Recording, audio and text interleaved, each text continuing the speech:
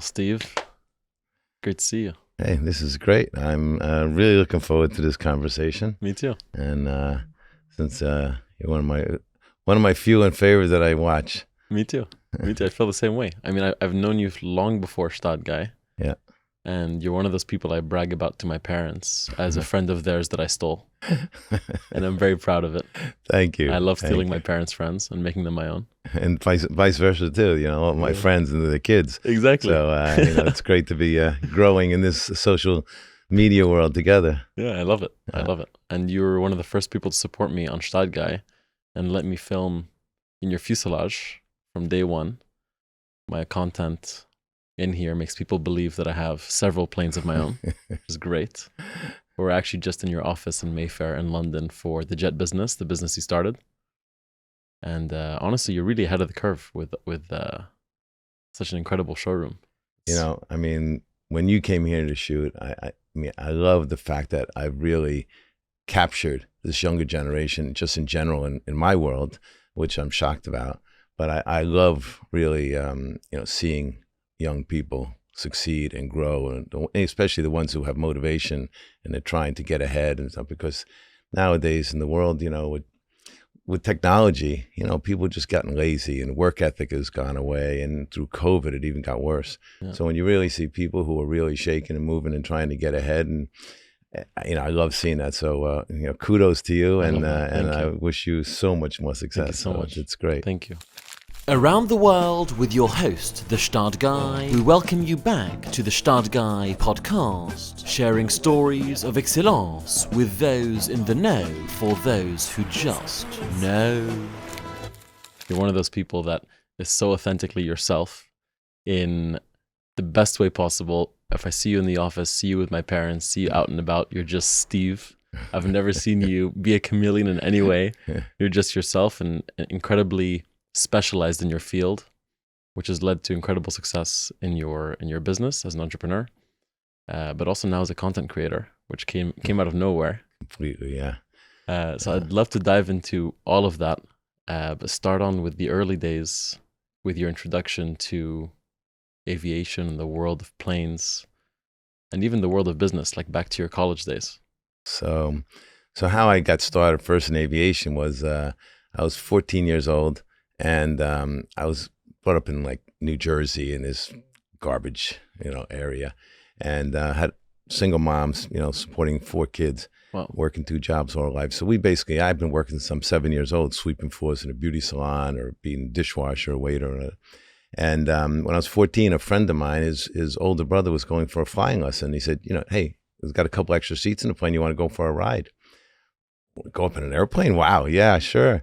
And I went up for a ride, and I'm like, this is amazing. And, unfortunately, kids now, they don't really get a chance to be exposed. They see social media, but they don't really experience all different kinds of things. And they don't even know what they want to do when they go into university or even get out of university. But I was really lucky. I got in this airplane. It just, something clicked. And I was like, this is amazing. I want to learn how to fly. I want to be in aviation. And right then I came back down. I was, like I said, dishwashing and waiting tables. And so I used to go work 3 or 4 weeks and pay for 1 hour of flying lesson when I was 14. Wow. And I finally, started university for aviation. And then I got a job when I came out of the university as a lobbyist on Capitol Hill, representing airplane manufacturers. Wow. And then from there I started selling airplanes. Wow. What does it mean to be a lobbyist for? So basically it's a trade organization. It's a special interest group. So in our world, and we represented all the manufacturers of the airplanes and the engines and things like that. So we would make sure that none of the Congress or Senate in the United States would pass legislation that would negatively affect our industry. Or if we wanted to get something, more favorably passed through government, we would go and talk to the senators, congressmen, things like that, and explain the situation to help the industry, which got more employment, and it helped our business grow, the companies grow that we represented. So it's like today, it's like a tobacco lobbying group or any kind of group that has a special interest. Okay, fine. And then you made the leap to sales. Yeah. So the lobbying job was an amazing ego job. I mean, I was 22, 23 years old, walking through the halls of Congress and Senate, and It was writing speeches for our bosses to give in front of Congress. But the pay was really terrible. It was garbage. And so I got a job at nighttime working with my roommate owned a nightclub in Washington and in D.C. And I worked at night in a nightclub. And I met this guy one time. He had a jet on his tie pin. I mean, I still wear ties. Nobody else does. But in those days, everybody had ties. And I said, how come you have a jet on there? He says, I sell jets. You sell jets? And then we started talking over the next few months. This is the old days, you used to have actual paychecks, and he used to come in, look, Steve, I sold another jet, and he showed me his commission. And next day, a few weeks later, I sold another one. Like, God, where the hell do you work, man? I want to get a job there. No, we're not hiring anybody. I said, no, I got to meet your boss. So I finally convinced him to introduce me to his boss. And I convinced this guy to hire me for free. Wow. How old were you at the time? I was 24. And I said, I'll work for you for free, because you don't have to pay me until I sell an airplane. How can you say no? And so I started working. It took me 9 months before I sold my first plane. What was the first plane you sold? It was a Westwind 2. It's about an 8-seater, small jet. But in those days, again, this is 45 years ago. Wow. It was $3.2 million. I'll never forget it. And it was quite a first sale. Yeah. It was scary, whole nother separate story. Who was the customer? Can you tell us about the experience? Yeah, well, it was a Venezuelan billionaire, Okay. and he had 2 of his representatives come in and finish and sign the deal. And so we had to meet in this one state in North Carolina in America, because for tax purposes, you have to close in a certain place. Okay. So this was my first jet I was flying in. I was 24 years old, $3 million jet. Like today, it's like a $50 million, $60 million jet. So you flew in it from DC. So I got to North Carolina. The airplane met there. We signed all the papers, because it took up 2 months before that to get that done. And we signed all the documents. They were transferring the funds. We were flying to Miami. And once we got to Miami, we were going to confirm that the price was paid. The money was paid. The title was transferred. And then they were taking the plane back to Venezuela, and I was going to fly commercially back to Washington where I was living. So we got on this airplane, and we're just cruising along to Miami. And now I just want to explain, this is about the same year that the movie Scarface came out, okay? And we're flying to Miami, and these 2 Venezuelan guys are sitting across me much closer than we are here, because it was a small jet. He says, Steve, we got to talk to you about something. Yeah, what's that? He says, we want to talk to you about our fee. I said, your fee? What are you talking about, your fee? Yeah, we got to get our fee. And these guys work for the customer? He works for the buyer. I said, what are you talking about? You work for the buyer. I mean, our deal's done. It's closed. Everything's getting paid for. No, listen, we want to get our money. I said, how much do you want to get? And he told me how much he wanted. And I'm like, are you crazy? I mean, that's all my company made. I mean, are you nuts?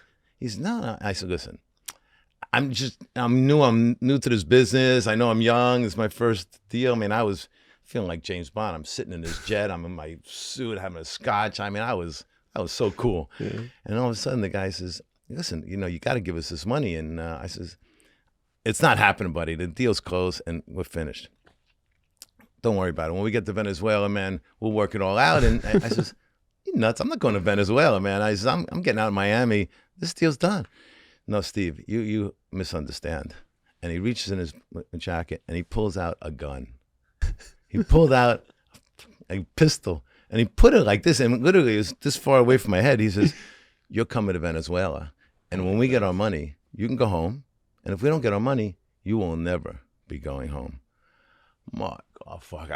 I went from James Bond to like this little mouse in the corner, like, what's going on? I'm like, what the hell, man? I just want to sell a plane. And anyway, long story short, we landed. Thank God, in those days, there was no phones in the airplane. Yeah. And so we landed in Miami at the private terminal for jets at Miami International Airport. And he says, come on, let's go call your boss. And he has literally, he's got the gun in his pocket. This is right out of a movie. And we walk into the terminal, and I'm putting my 10 cents into the telephone to call my boss. And the lady behind the counter said, excuse me, sir, I need your credit card to pay for this, the fuel in the plane.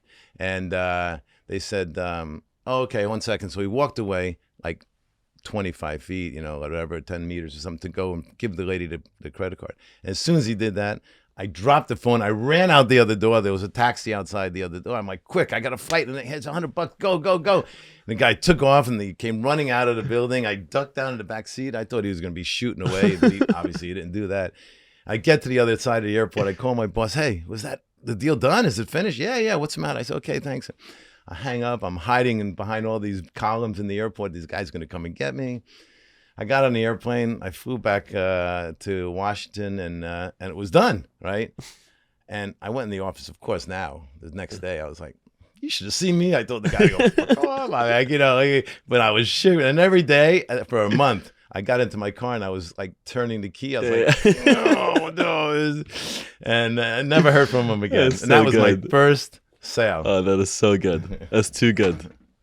I know the rest of your sales haven't gone the same way. No. I mean, and why did I stay in the business after that? I have no idea. Yeah. I figured it's a pretty exciting business, man. But I think it can't be all like this. No, I figured sure. I'll just sell one more just to sort of see. And it just... If you made it through that, you can make it through anything. Yeah. Sure. So you stayed at the same firm for how long after that? I was there for 6 years. Nice. And then I went to a couple other firms. And then actually I met a guy who was one of the early billionaires. Yeah. He had corporate takeovers, mergers and acquisitions. Okay. And I sold them 3 jets and a helicopter. And one day they were having a Christmas party at their office in New York, and I was there. And he says, "Listen, I don't know what I want you to do for me, but come be my right-hand guy." I said, "Why not? I'll try something different. I could sell jets and more jets and more jets, but, okay, I'll try something different." And I went to work with him, and that was an unbelievable experience for 15 years of doing corporate acquisitions. And we were dealing with all kinds of guys. We were friends. He was friends with him. We were working with him, like even Trump and Icahn and Kravitz and, all these kind of guys in the go-go years of the late 80s and 90s. Amazing. So most of your customers were private individuals at the time or companies? So, listen, it's always a company who buys an airplane. They set up a special purpose vehicle, a separate company to own the airplane. Nobody really buys an airplane for personal use. Yep. That's the image, but it's really not true. Okay. 70% of all the passengers in corporate jets are middle management. Wow. And 20% are the C-suite, the CEO, COO, and stuff like that. Oh. So really, it's really a small, less than 10% are really used for personal flying. Fine. So how do you feel about the terminology of private jet versus corporate jet? Yeah, I never use private jets. I always say corporate jets because that's really the correct term, but it's just not the sexy term, Yeah. I'd love to know more about your transition from working with this firm to starting your own shop. So after I left the corporate world, and then in my previous life when I used to be married, my ex-wife and my ex-father-in-law, we were in actually the fast food business. Okay. And we took over a bunch of fast food chains. And so we had 2,600 restaurants, and me and my ex-father-in-law. And we sold that company to the company that has Pizza Hut and Taco Bell and KFC. And I was president of our international division for a few years, in which definitely not a business I enjoyed, but I did it, and we made some money, and it made me get out into the international world even more. So what happened is when we sold the company, this company Yum, which owns KFC and Pizza Hut, they said, "Listen, as part of the deal, we want you to be based in London for a year and help us expand through Central Eastern Europe and the CIS countries, Russia, Ukraine, and stuff like that." So, okay, part of the deal, I had to go do that. And so I moved to London back in 2003. That's the second time I moved here. And I started traveling a lot to Russia and Ukraine and stuff. And this was a business card of a big Fortune 500 company in America. And in those days, everybody in Russia, Ukraine wanted to do business with those companies.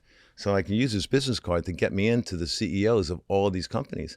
And once I got into their offices, I started seeing the models of airplanes that were on their desks. And I said, "Oh, what's that? Oh, that's my jet.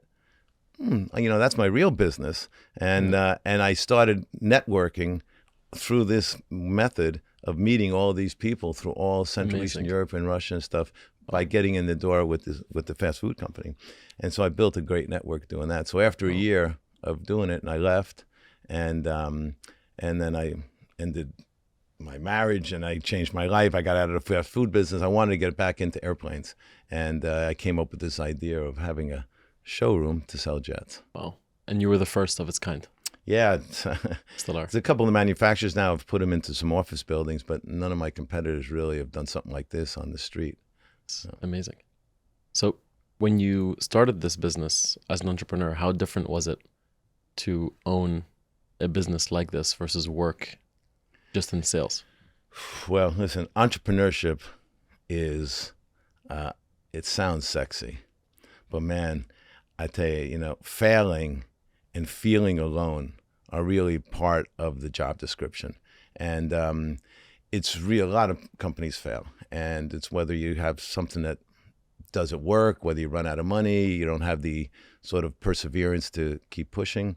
So when we started the idea, I thought the first 6 months that I'm going to definitely go out of business, because we were trying to teach people what we were doing. And the problem was our rent was crazy high and our expense was crazy high. But it's almost like a heavy steam locomotive coming out of the starting gates. It really starts so slow, chugs along. Yeah. But once you get the grip and it starts going more and more and more, we sold one and then we sold another and then another. And then all of a sudden we started picking up the media, and the media started saying who we were and what we were doing. And they loved the idea of a showroom to sell jets. And then more recently, in the last couple of years, social media. And so that's really taken it a whole nother level. Mm-hmm. And now we're by far the most well-known corporate jet, organization in the world. Amazing. And are you still focusing on the sell side? Because I know you also do a lot of buying of the planes. Very good question. So the industry mostly is trying to find, it's like a real estate agent, basically. You try to find the airplane that you can get a contract to sell, to represent it for sale. And then people who are looking to buy, they have to come to you. So when we started the showroom business, we were trying to get more airplanes for sale. But through more and more people come through the showroom, and because we were meeting more people through it, we started getting people asking for us to help them buy airplanes. So it started ticking the needle from 100% sell, then it was 90-10, then it was 80-20, and then COVID happened. And COVID, just like in any, you couldn't buy a car, a bicycle, a motorcycle, a plane, everything was just getting sold out. So they really needed somebody to help them buy airplanes. And so now we're probably 50-50 representing buyers and sellers. Amazing.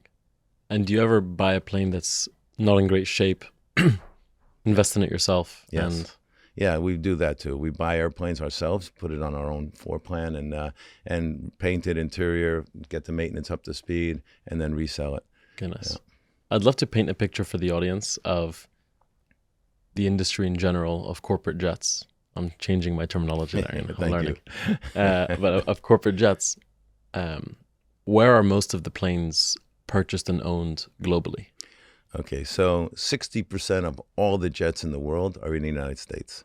Wow. 60%. So just to give you an idea how many, there's 24,000 corporate jets in the world. So about 14,000 of them are in the United States. About 3,000 of them, about 15%, are in Europe. Wow. And maybe 10% in the Middle East, 5% in Asia, 5% in Africa. You'd be shocked to think, everybody said, wow, China's a huge market. Mm-hmm. China is about the same land mass as America, but they have 4 times the number of people. America has 14,000 corporate jets, and China has 400. Wow. 400. So it's shocking to know, but the reason, of course, is a few things. One, and it's like a lot of other places outside of the U.S. or Western Europe. First of all, in China, 70% of the airspace is controlled by the military, so you can't really fly around. And there's not that many airports. So in the U.S., you have 5,000 airports you could fly a corporate jet into, and in China, you have 140. So it's just not as user-friendly. And the biggest reason is most people sort of want to go under the radar.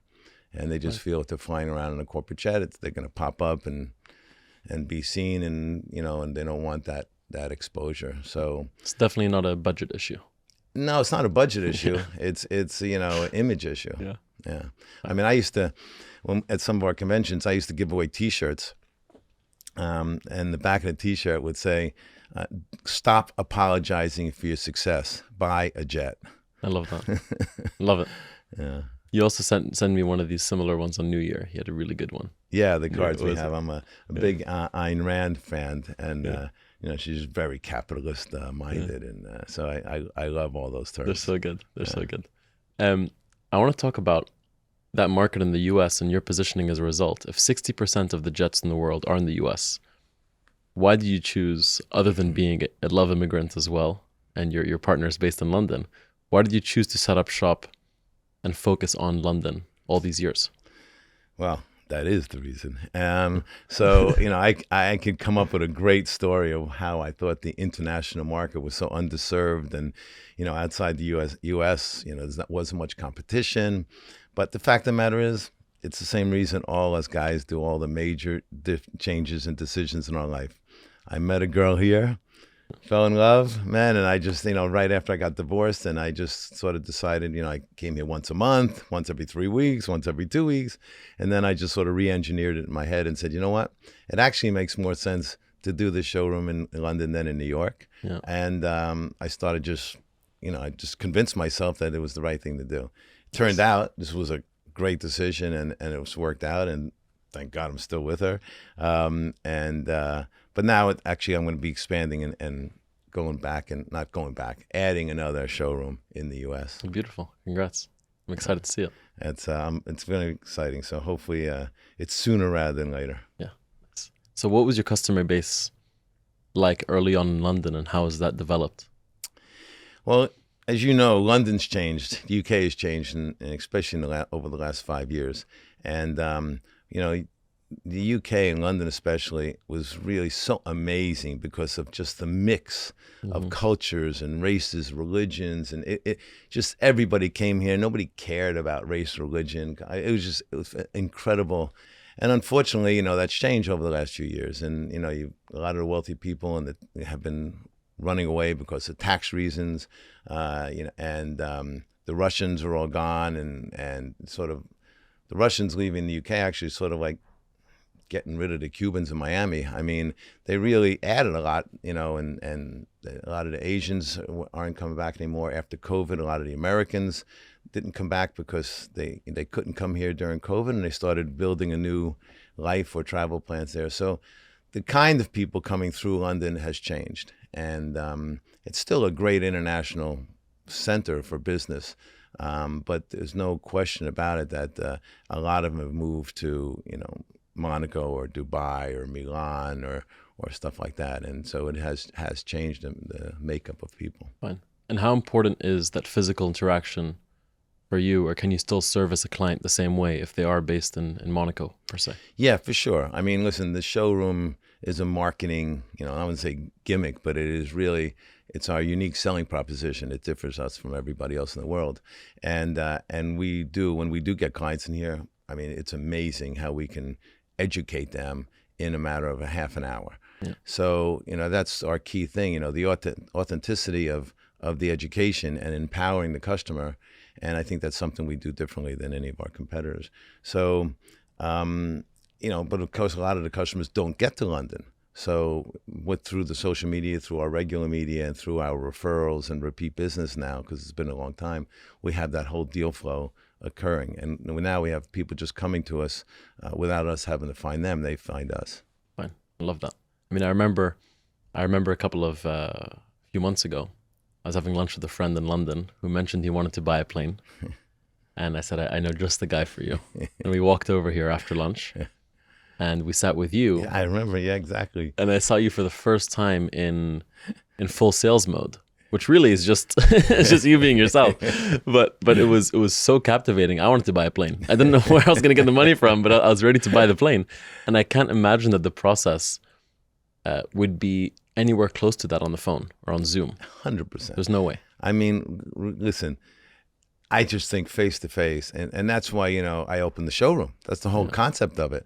When I was in America working before I went into the mergers and acquisitions business, 80% of the jets were in America. So if I had a real customer, I'd get on a plane and I'd go fly to meet them.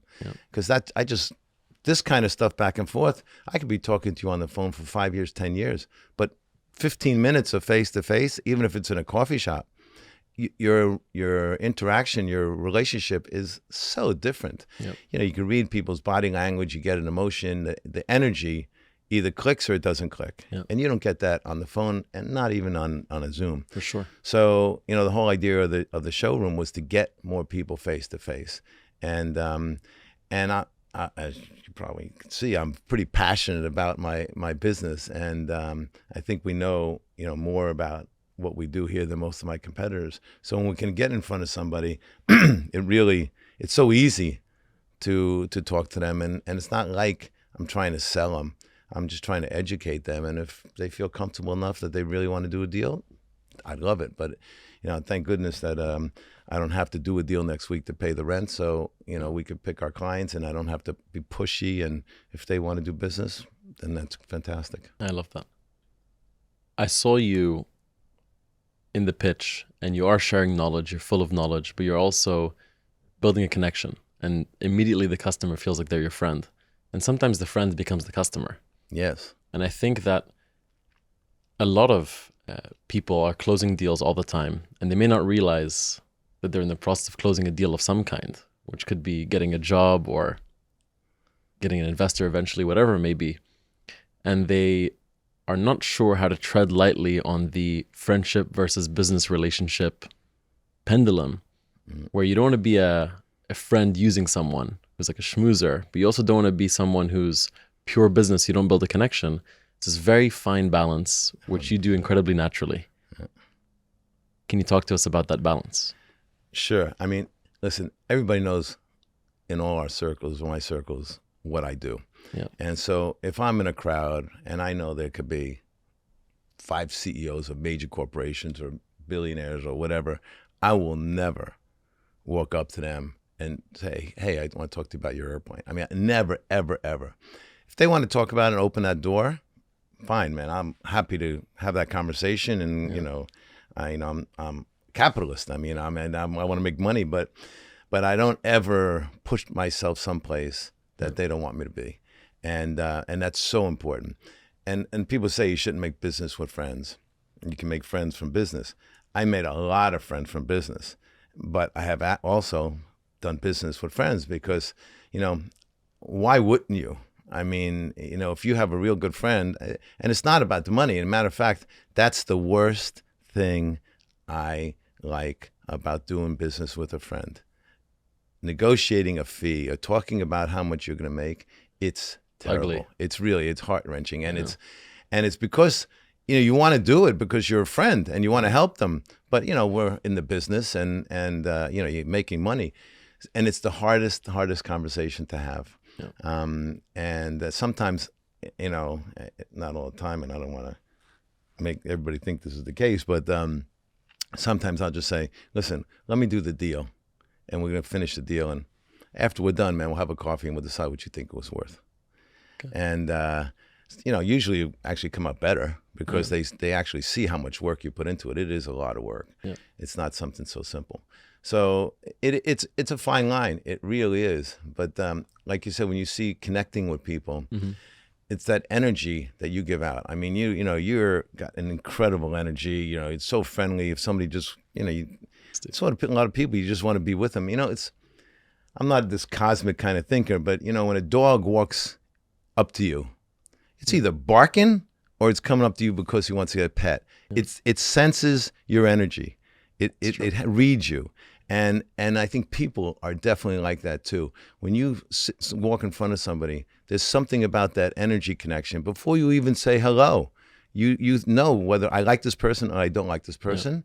Yeah. And that is I am so lucky that, you know, the connection I make with people is just becomes very natural, authentic, and it's sincere because it really is. I don't care if I do a deal with them. That's not my number one choice. I do care. Yeah. I mean, I'm in the business to make money, but it's my number 4 or 5 priority. It's really, can I help this person? Can we do something together? He sounds like a great person to be a friend with and get to know, and I can learn from them. I love that. Today, your reputation precedes you. You walk into a room, people know that's Steve, he's awesome, he's the jet guy. 30 years ago, 20 years ago, even 10 years ago, that was different. How can we help the audience who have not built a reputation for themselves yet still go for that first approach and still talk about what they do without coming off as these slimy salesmen trying to mooch off the person they're meeting? So great question. And as I told you before, I'm doing a commencement speech at a university. And one of the things in my speech is talking about people having to build their own personal brand. Okay. People think of brands like, Google or, Apple or these kind of things, but actually people are brands.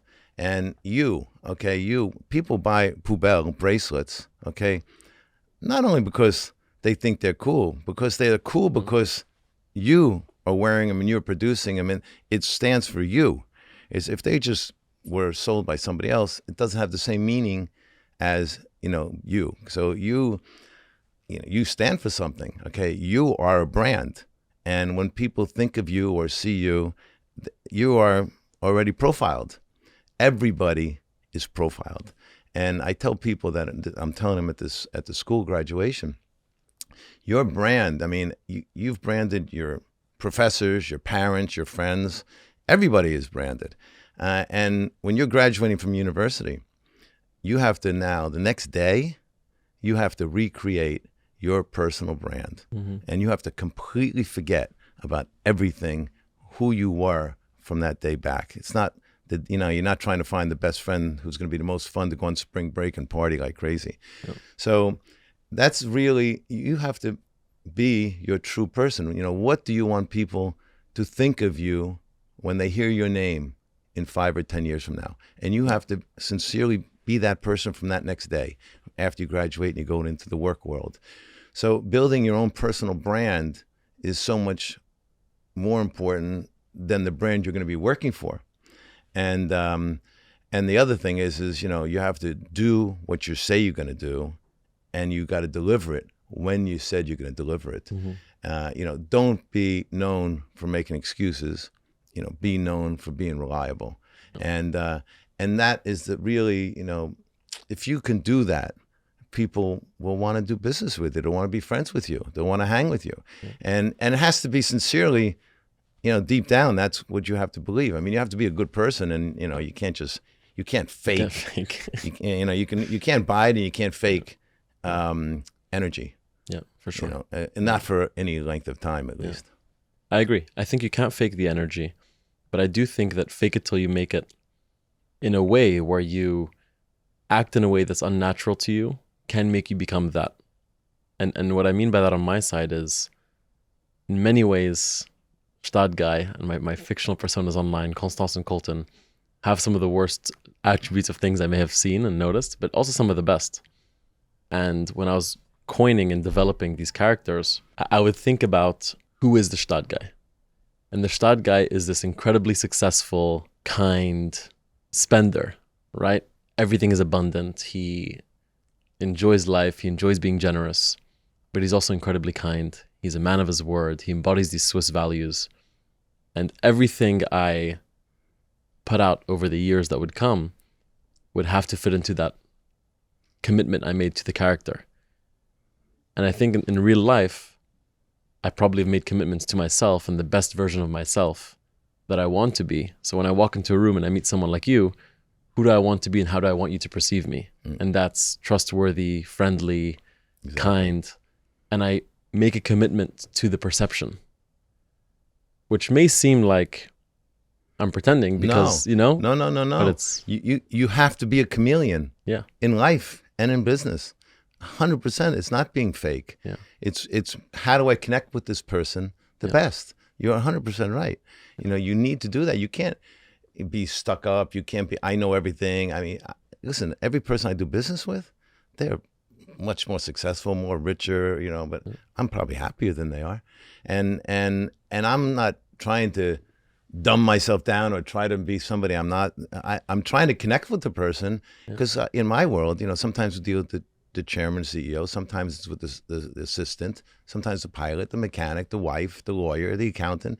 And each person, you have to listen, Yeah. and then adapt yourself how you respond. And by doing that, you're not changing your personality, but changing your delivery. Yeah. And I'm telling you, when I watch your stuff on social media, I mean, some of it, of course, is very funny, but really, I think it's so educational from the standpoint of how people should act properly. And all the times I watch it, how the hell did he bring that out in such a way? I mean, really, I love it. I mean, there's really some stuff that is so true, and you're doing it through an ironic kind of a twist, but it's really giving a message to people that really I should act like that. I should treat this boy or girl that way, or my boss that way, or what's right, what's wrong, and I should have my nose up here, or it really, there's so much good material you have that, Thank you so much. It's supposed to be in a little funny way, but the message behind it, I love the stuff. Thank you. It means a lot. And it tells people should pay attention, and hopefully they are, that they're learning stuff, I appreciate that. in a funny way. Thank you. I appreciate it. This podcast is brought to you by Poubelle, by the Gstaad Guy, allowing you to express all the things you love and all the things you may question on interchangeable charm jewellery that can be combined to create bracelets, necklaces, handbag accessoires, and much more. From iced matcha and reformer Pilates to sauna buckets and a pair of skis. All the things you love and even the things you question can be expressed through Poubelle. A lot of the inspiration comes from growing up in a city like London and meeting loads of different types of people. I have people that inspire me and people that don't inspire me that I meet. And the jokes come from the people that maybe don't inspire me and that are doing things that don't necessarily align with. And the people that do inspire me and they act a certain way that I admire, that goes into my tips and lessons and how I want to improve as a person. I know you and I are in very different worlds at our day jobs, but I am blessed and grateful to have grown up in a very similar world to you. You're a dear friend of my parents, and I grew up in a lot of these similar rooms. And there's a lot of those very different figures in a lot of these rooms. And a lot of those different figures are often your customers. Yeah. So you've dealt with the most charming and the least charming, the most polite and the least polite, but you're always Steve.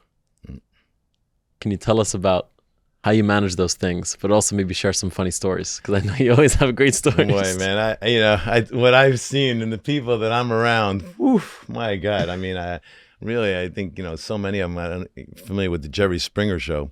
Yeah. I mean, is the weirdest of the weirdest. I mean, there's some crazy people out there. I mean, I don't know how many people I know who've been arrested in jail and, got killed or something.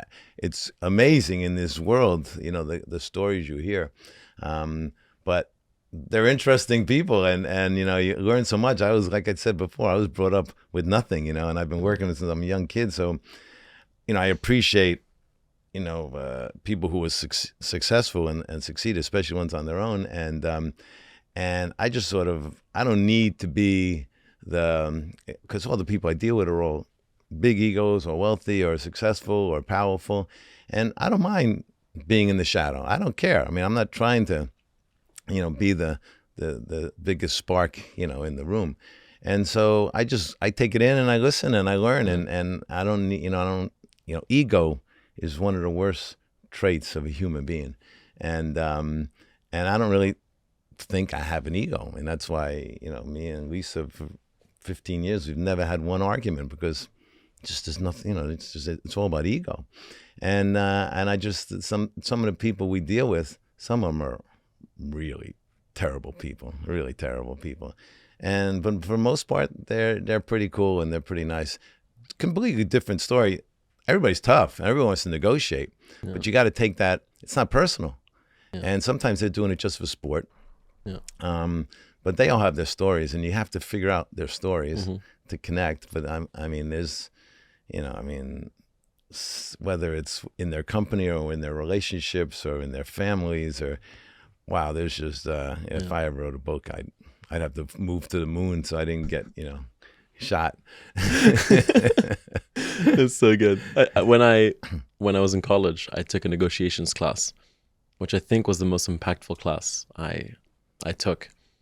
And long story short, what the course taught us over the course of a whole semester was how to say no the least amount of times possible. So you can say no for the things that matter most to you. So you only concede on the things that are your priorities. And the rest, they think you're just so agreeable, you're so pleasant. You're like, anything you need, of course, done. But price, you need to work with me here. I've made all these other things happen for you. You need to work with me here. And that all happens with this smile and energy and positive, friendly demeanor along the process. This is something that to me is a science that I kind of studied, but to you is second nature and is an art, right? It's just become such a big part of who you are. Can you tell us a bit about those conversations and that dynamic and how you manage to get a win-win feeling, even though it may not be a win-win on paper? You always want to ideally... And you can't ever think you're going to win every point, okay? And you have to leave something on the table for the other side, or it's a very distasteful negotiation. But when you're talking to people and you're negotiating with them, of course, price is always an issue. But again, sometimes, listen, I've been doing this for 40-something years. And there's never one, and I tell this to people, when they say, well, how much is that airplane? Okay, or what's your fee?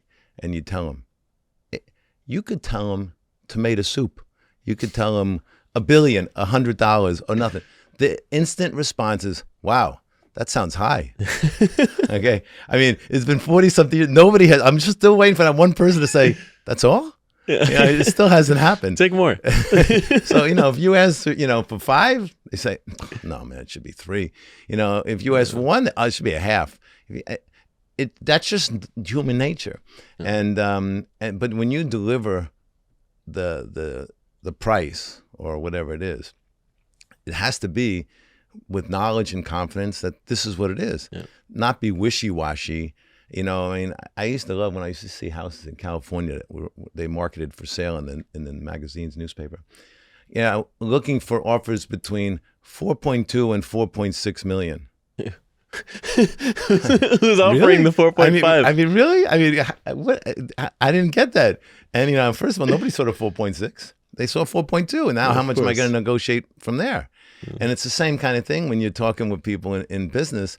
How much is that airplane? Well, it's 17.5 million, and let me tell you about something else. If you say, 17.5, I know it's high, but you can't say that. I mean, first of all, if it is high, okay, then you're trying to push something that's out of the market. But it's a delivery. And if you're knowledgeable in what you're doing in your industry, you say, listen, actually, it sounds high, but the fact of the matter is it has this kind of equipment options, it's this kind of pedigree.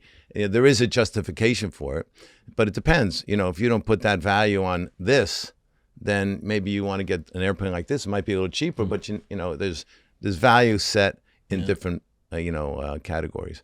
So you just really need to know your product and the price, quite frankly, sometimes I tell them, you're going to be flying your executives, yourself, your family in these airplanes. Are you really trying to find the cheapest deal? I mean, would you ever think of going to find the cheapest sushi restaurant?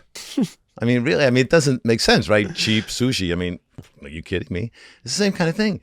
A corporate jet, cheap? I don't understand. Why would you think that way? And the same thing with fees. I'm not apologizing for my fee. I am working for you. I'm negotiating. I'm doing so much for you, not just finding the airplane. There's 15 steps that I have to do.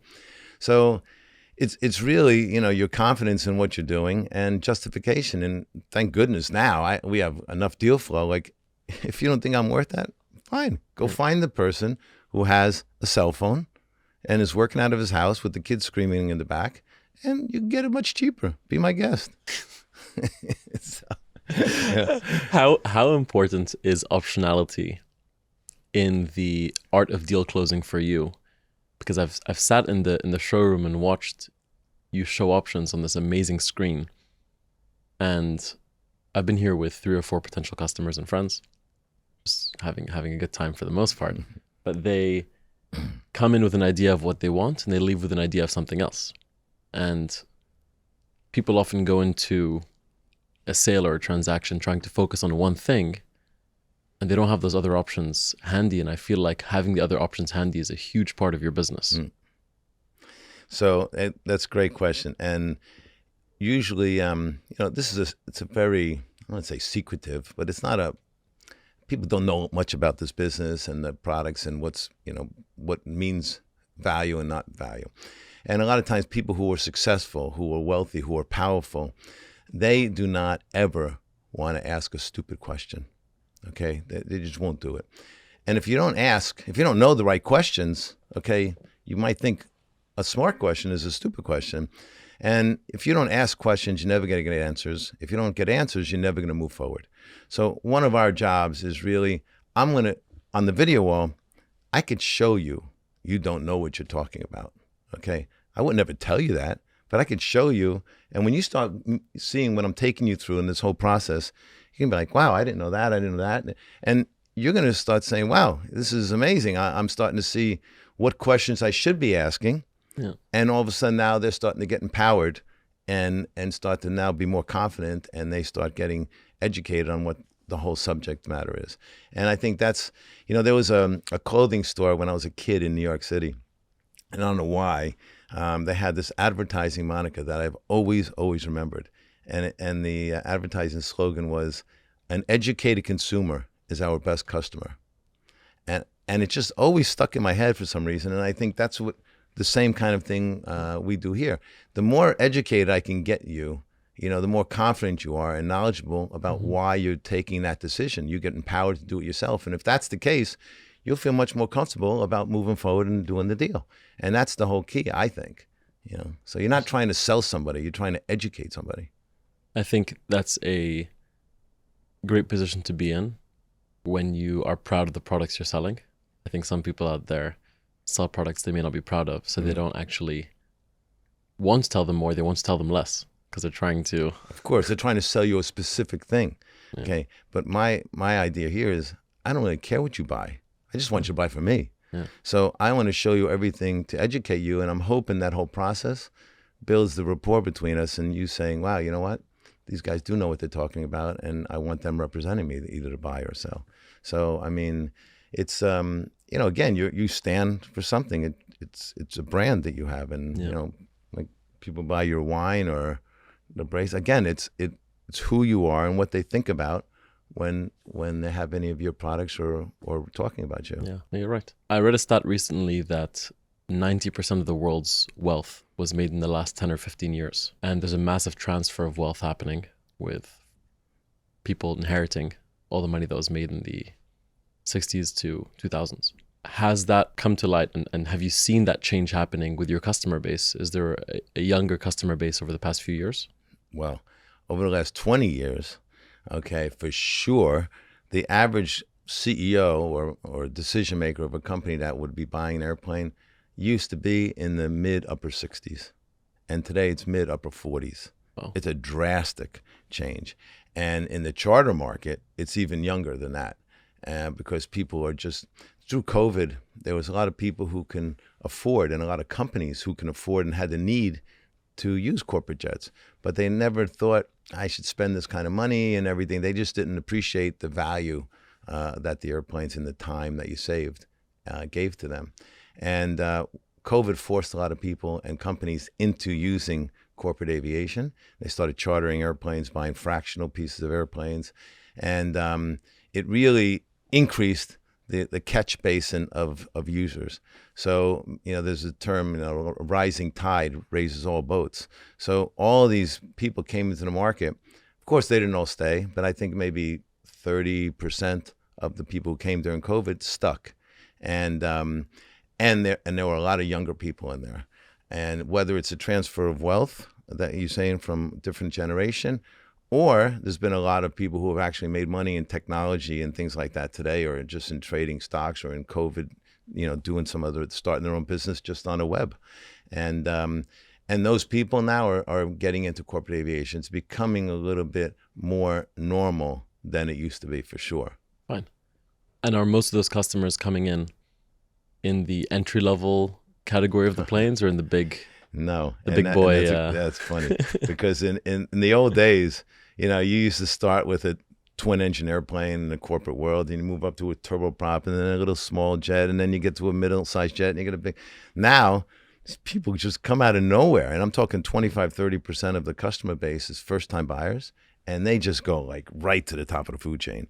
It's shocking to see that, and some of them say, well, maybe I should take a baby step, and to get my feet wet. And I said, fine, that's great, but don't get something that's not going to do the job you need. Maybe get something older, and smaller, but make sure it can at least do the trip you need to do nonstop, because that's the worst thing when you have to stop, and it doesn't make any sense to have a corporate plane. Do you think that that's in part due to commercial travel becoming better as well? Well, quite honestly, if you're based out of the Middle East, they have some incredibly great quality amenities to get on a plane, get off a plane, the suites, private rooms, and all this kind of stuff. And they've made that experience pretty nice. But in Europe and in America, maybe the quality of commercial airlines is not as good, and the experience getting through security and immigration and baggage and all that kind of stuff, it takes a lot of time. And if you're a busy person, the only way, everybody says you can't buy time, but you actually can. With a corporate jet, you can buy time. And the typical jet, which is flying 400 hours a year, to give you an example, 400 hours a year, people flying on the airlines, this platinum level, the top level of 100,000 miles, that's about 200 hours a year on an airliner. So the corporate jets go faster and they go higher. But anyway, it's so typical corporate jet's about 400 hours a year. But if you were to take even the 100,000 miles or 200 hours of flying, a person as a CEO of a company can actually increase the number of days a year by 33 days. Wow. Now, if you have a person who's really running a company with thousands of employees and it's a fast-moving business, 33 days extra of a corporate executive or his team is an amazing, intangible value you're adding. And that doesn't even include how much you could work while you're on the airplane, which you really can't do on the commercial airlines. You can bring other people from your company. You can get home overnight, so you have less days away. None of that's even included. So you really can buy time. Yeah, I love that. Because of social media, maybe I'm partly responsible with my music video that is still my proudest piece of work, Commercial Flight, that I filmed in here. I love that song. It's my favorite. Thank you. I appreciate it. But through social media, private travel has become this thing that seems, and I emphasis on the word seems, more accessible. And this word billionaire now gets thrown around on anyone who can afford a luxury style of living, which of course is nowhere near the case. I'd love to talk about the difference and the floor of private travel. At what point can corporate travel. At what point can someone fly on a corporate jet? And what is the spread like until the kind of max level that you've seen? What's entry and what's max? Yeah, first of all, you're right. The term billionaire is so stupid. I mean, they make these people look like all they do is go out and party and have fun and are on vacation all the time. And these guys, people that are billionaires, they are working around the clock. They are not doing what is shown on social media. Some of their kids are. Yeah, some of the kids are. You're right. Yeah, they're having a good life, 100%. That lucky sperm club. I wish I was in that club. It's funny. I mean, it's the work ethic of most of those people. Okay, is the airplanes is just a piece of transportation, and it's not a luxury. The only luxury the corporate jets is just the luxury of convenience and of time. And it's not, this is a nice big airplane we're sitting in right here. But the fact of the matter is most corporate jets are like sitting inside a Viano. You can't stand up. There's a little toilet that you close a curtain. You only go if you really have to. It's a typical of an hour and a half flight. This is not normal. As a matter of fact, we're wearing right here there's only about 250 of these in the world, and half of those are owned by heads of state. So it's a very tiny collection of people. And they're not drinking champagne and eating caviar the whole time. No. And they always say they're always pouring people champagne. I don't know any CEO or billionaire that gets on the airplane, the first thing they do is have champagne. I mean, first of all, they're smart enough to know that alcohol and altitude is a terrible combination. Yeah. Nobody, they want to get for peace and quiet. They want to sleep. They want to read. They want to do a business. That is just not, like you said, maybe the kids do it. I don't know. But it's not, the perception is not reality. Yeah. And at what point do you think, financially, income-wise, can someone make the transition from commercial, or should someone make the transition from commercial travel to corporate travel? So first, it's not can you afford. Of course, it's can you afford. Do you have the need? Yeah. Okay, because there's two reasons you're flying corporate. You're doing it because you need to, and you need to be certain places in a certain amount of time, and you can't do it through commercial airlines. And the other times because you want to. And people, let's say during holidays, and they have to make connections, and they have kids, and they have strollers and luggage and everything like that. It's hard, to travel around. So from a personal trip, that makes a lot of sense. Is it expensive? Of course it's expensive. It's a lot more expensive than flying on a commercial airliner. But there's a sort of a point to where you just sort of say, what's the price of quality of life? From a business standpoint, there's so many more companies that can afford it. And they might think that the image of flying on a corporate jet is negative, but it actually isn't. It's the opposite. It's positive. If people know you're flying in to meet them on a corporate jet, the image of you're successful. Your time is something of importance to you. You got to come in. I'm doing my meeting with you. I got to go out. I just got to keep going. Furthermore, when you're having a negotiations, let's say, and you're working all day negotiating with people, and these people know that you have a 8 p.m. flight, and it's now 5 o'clock, they know they're just going to drag you out, and you are going to give in to a lot of things because you got to go catch your flight. If you're on your own corporate jet, and the guy said, you know what, hold on 1 second. You call your pilot. Listen, we're going to be a few hours more. I'll call you when we're ready. I'm not sure if we're going to go tonight or tomorrow, and hang up. Just that message sends that message to the other side, like, oh, okay, these guys are really going to hold out here. So that kind of stuff. And there's, in the business world, there's the convenience of, you might have 5 places you need to go this month. If you're in Europe, let's say, you might have to go to Lyon, France, and you have to go to Amsterdam, and you have to go to Barcelona. And let's say you're in the real estate business, you want to go look at all these different locations.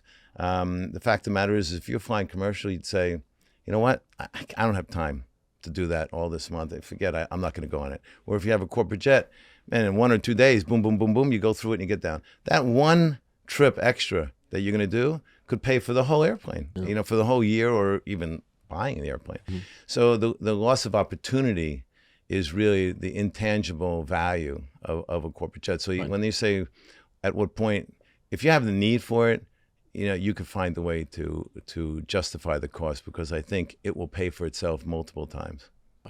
And rent versus buy. So I usually tell people, if you're not flying at least 150 or 200 hours a year, you should definitely not own an airplane. You should either rent or buy a fraction. And, renting, if you're flying a few hours here and there, okay, rent. If you need, 50 hours, 100 hours, something like that, go buy a fraction of an airplane. And sometimes they say that, the fraction might be a little bit more expensive, but they don't look at the fact that it's only the time you're on the airplane. When you charter or rent an airplane, they're going to charge you to bring the airplane and relocate it and all that kind of stuff. And you don't know what airplane you're going to get. The fractional actually makes more sense because the asset you're getting. It's, a certain age, it's a specific airplane model, and you own a share, of that pool.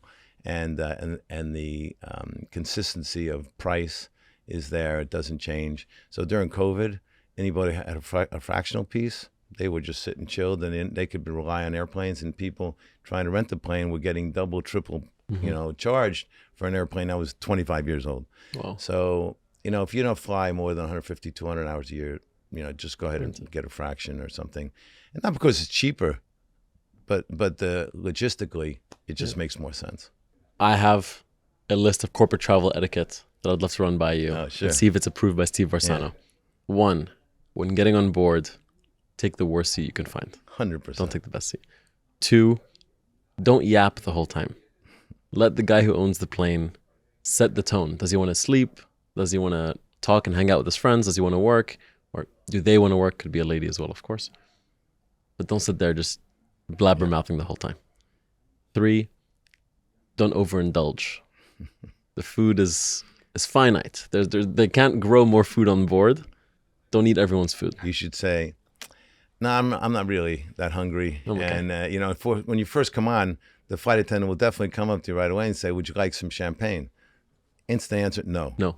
No, if you have a glass, just a bottle of water will be fine. Yeah. Okay, really go the opposite direction. And of course, if the other people start engaging and they start bringing out food, you sure you don't want some of this? Because that's what will happen. Yeah. You know what? Maybe I'll just have a little taste. But be responsive. Don't be needy or demanding. Yeah. So they're just stuffing your face. Oh, it's champagne terrible. and sandwiches. That'll be the last time you see that plane.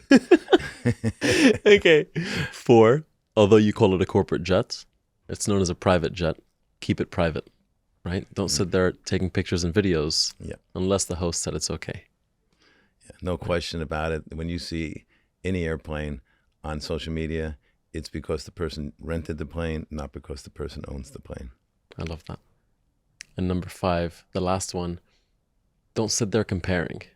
I see people, they get on board someone's boat or they get on someone's plane. They say, oh my God, this reminds me of Joe Schmo's plane that was so much bigger, but I actually like this one more. They'd love to just connect it to some other, maybe just to show they've been on a plane before or something. Yeah. But to compare, no need to compare anything. You don't compare your wife with someone else's wife. You just keep everything to yourself.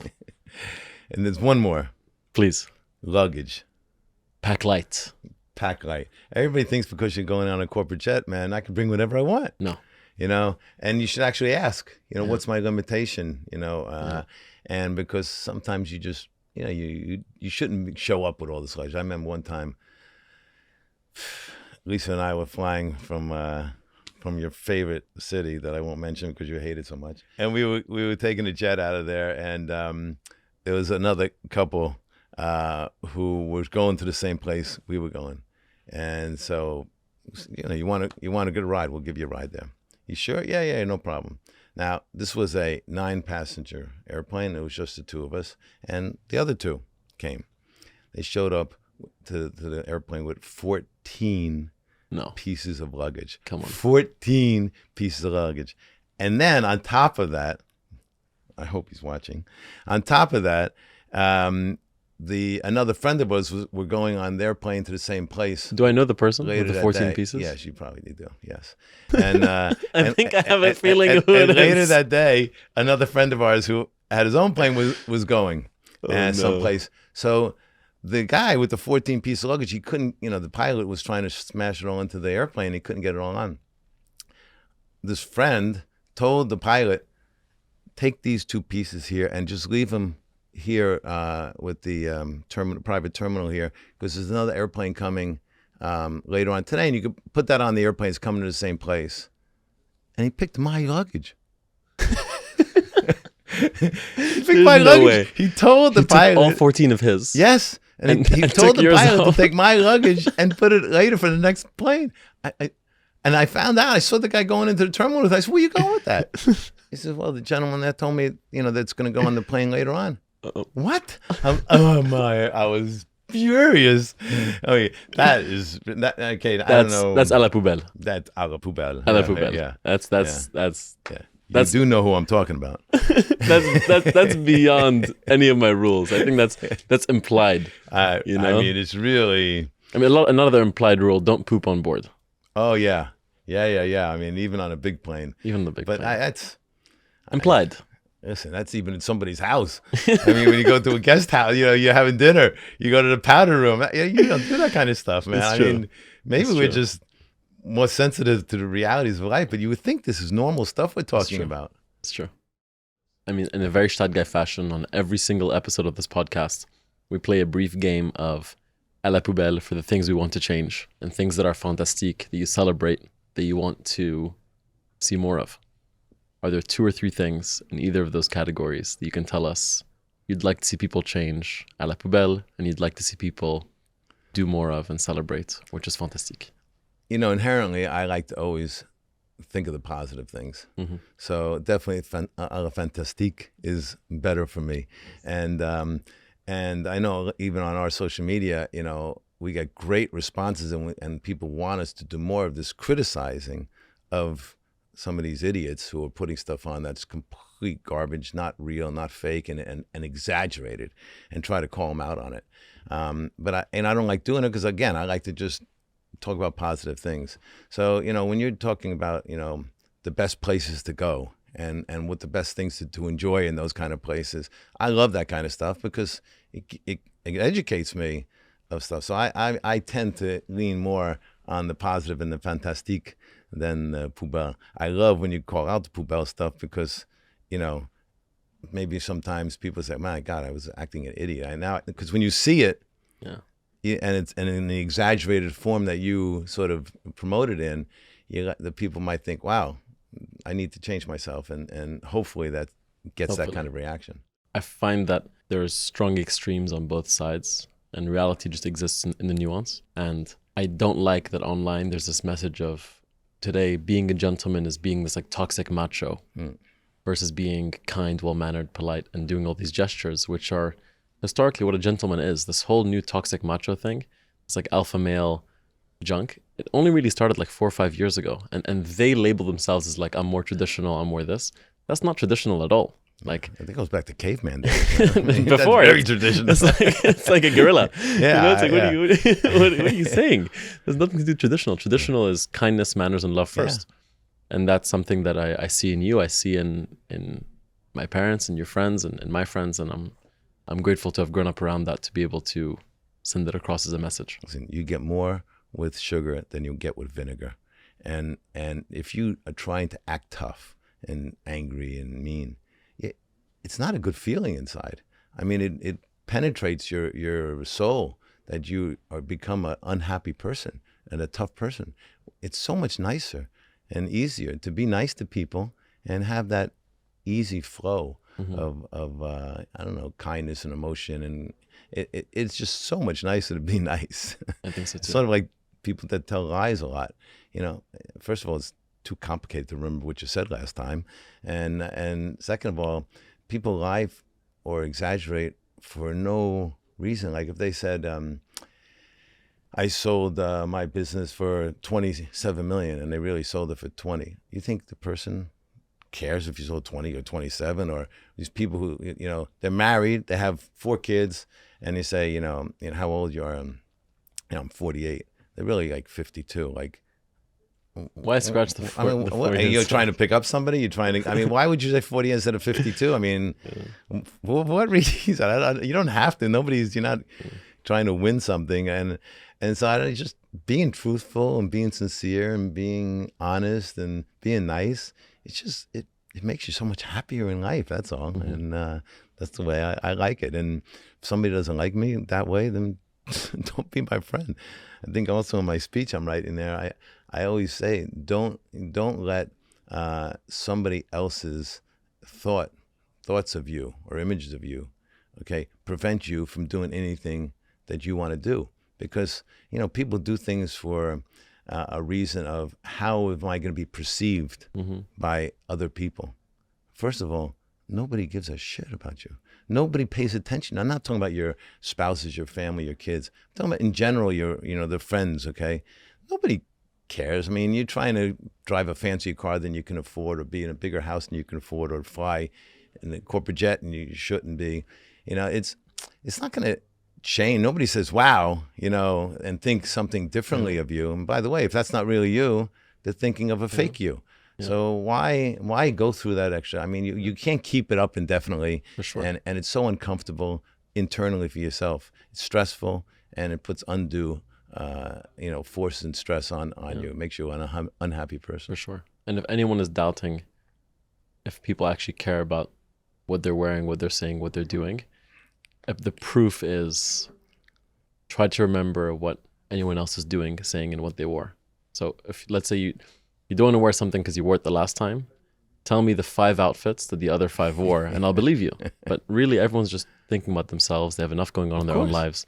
No one has the time or energy to care about everyone else. And you know what? That's okay. You want to feel good about yourself. Yeah. That's the most important thing. You want to feel good about yourself. Don't think you're doing it for other people. You're really doing it for yourself. For sure. And that's perfectly fine. You should be. You should be proud of yourself. And if that's what it takes, getting a certain different level of clothing or a business or a job or car or plane, it's great. But do it for yourself. Not for the others. I love that. Steve, thank you This so has much been for this amazing conversation. talk. I really appreciate having this opportunity to be on the podcast, man. I appreciate you for being on the podcast, as always, welcoming me into your fuselage. This is good things always happening here. Always always invited to take this plane wherever you want to go. Oh, I really appreciate it. Just from Mayfair to Mayfair. Exactly. You know what? You can have any seat you want in here. Steve. Thank you so much. Good I to see appreciate you. you. Great to see you always. Take care. Appreciate you. Thank you for this. Thank you. Thank you for listening to this episode of the Gstaad Guy podcast. If you're keen to learn more, please follow along by engaging with our social channels on Instagram, TikTok, Spotify, YouTube, and Apple Podcasts. And we look forward to seeing you next week. Merci beaucoup, à la prochaine, and a big hug from the Gstaad Guy.